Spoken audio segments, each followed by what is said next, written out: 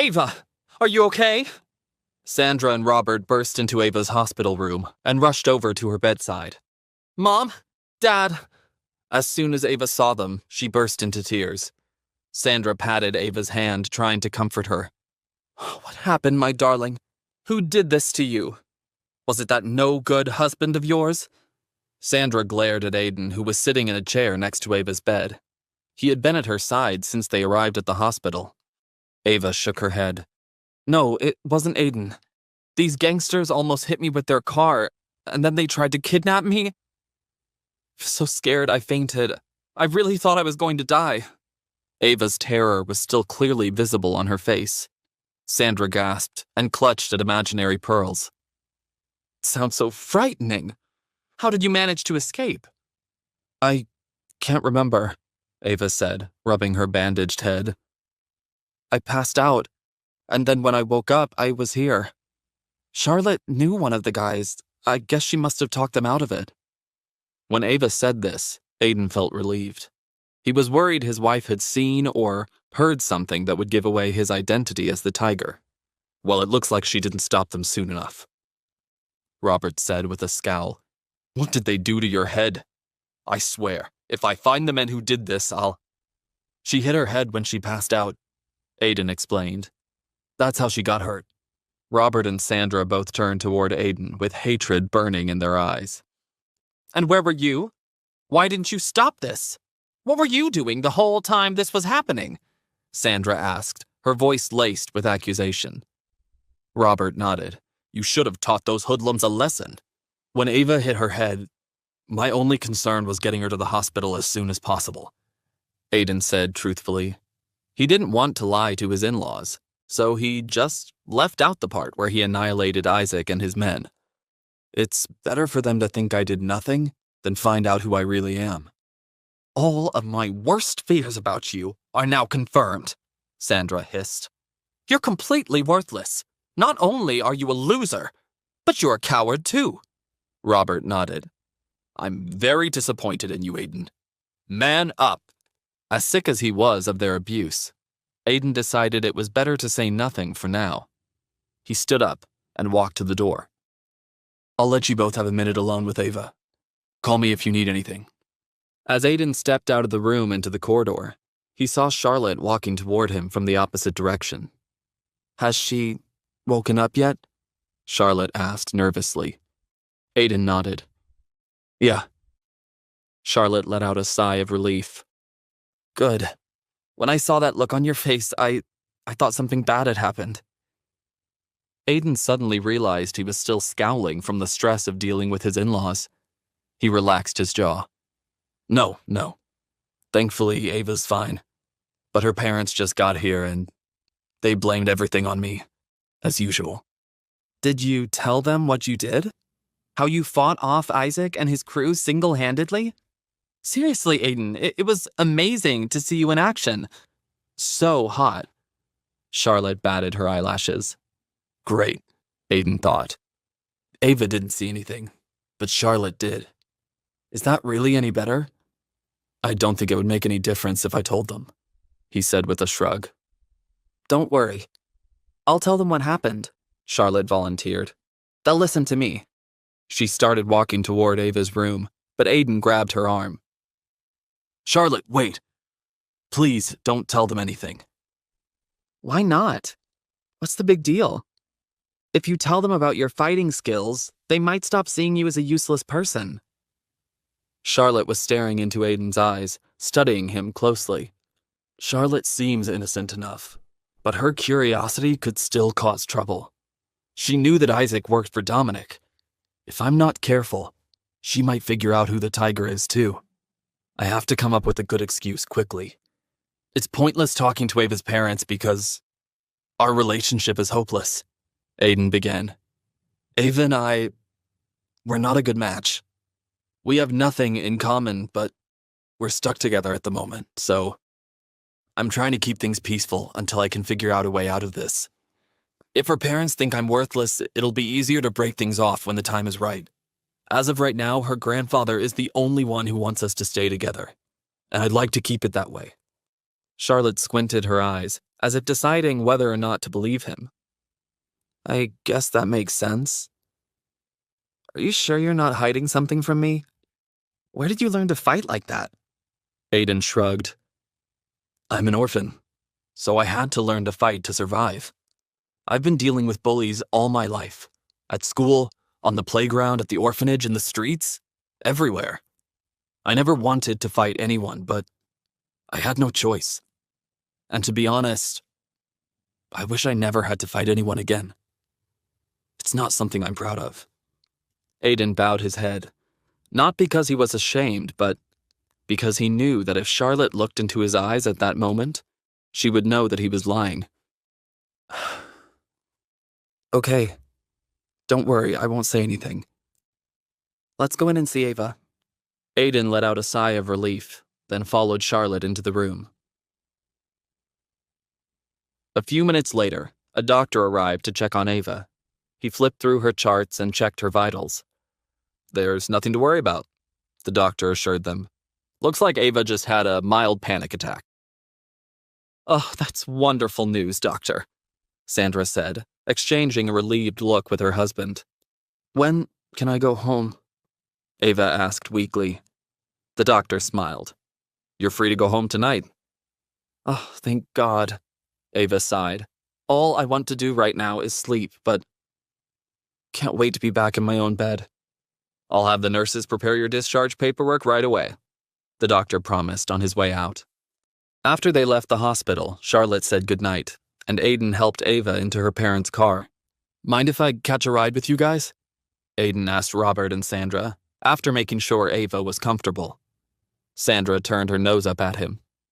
Not a chance. You can find your own way home. Let's go, Robert. Robert turned to leave, but stopped suddenly. He pulled a set of car keys out of his pocket and tossed them to Aiden. These are Ava's car keys. Do something useful for a change and bring her car home for her. Aiden nodded. I will, Robert. Thanks.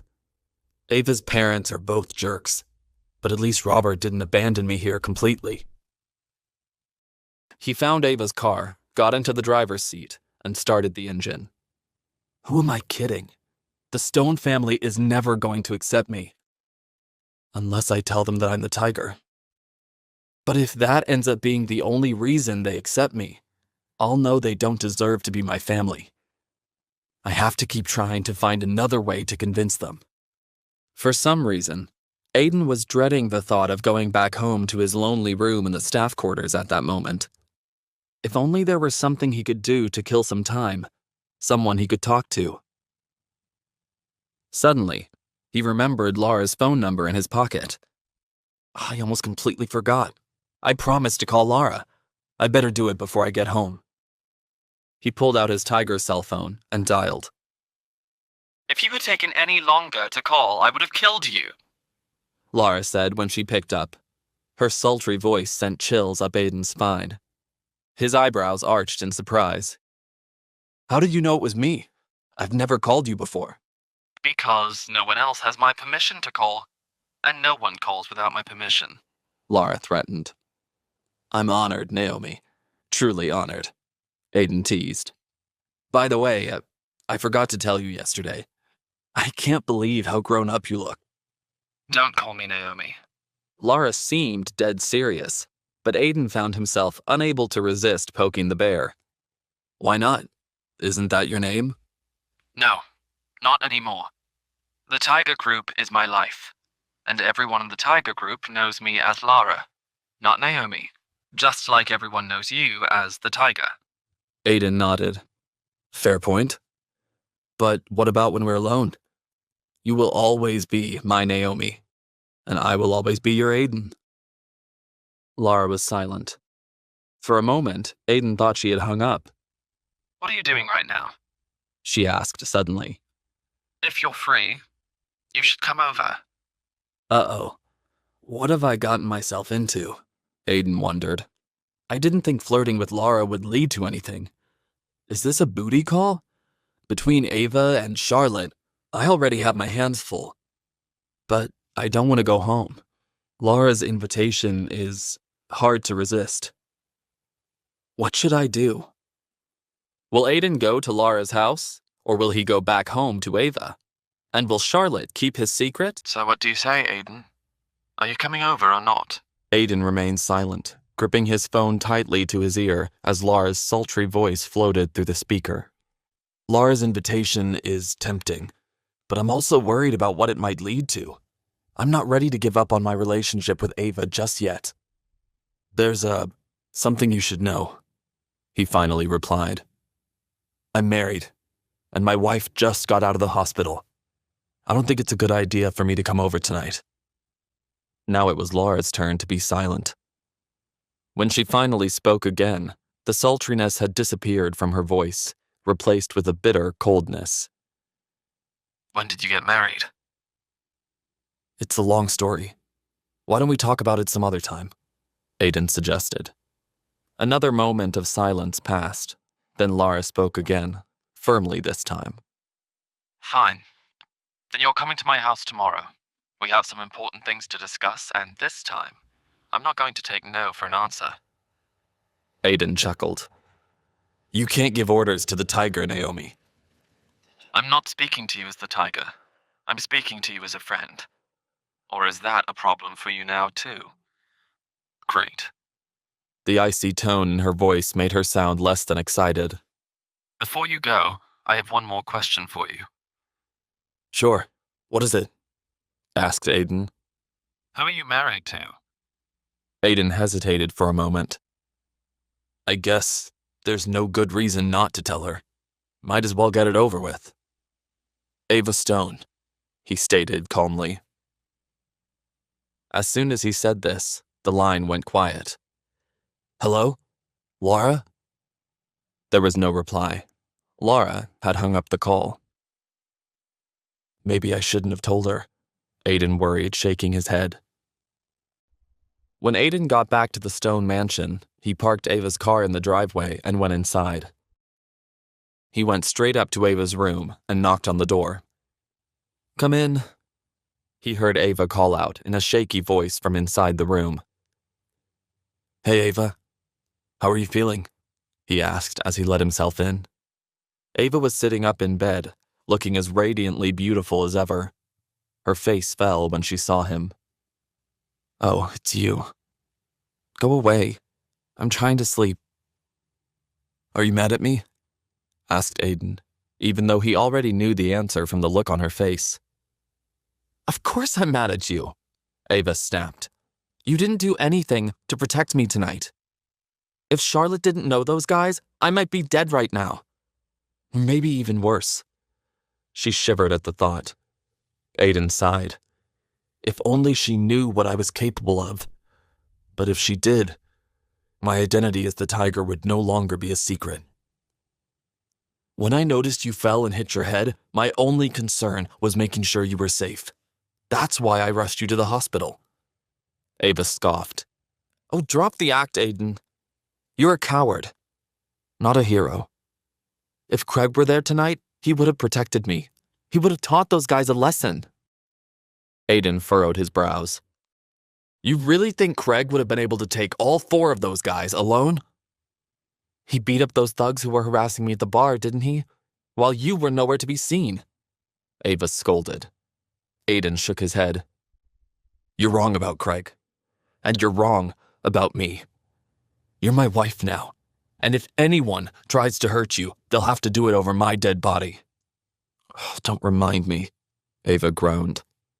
I never should have agreed to marry you. I should have married Craig instead.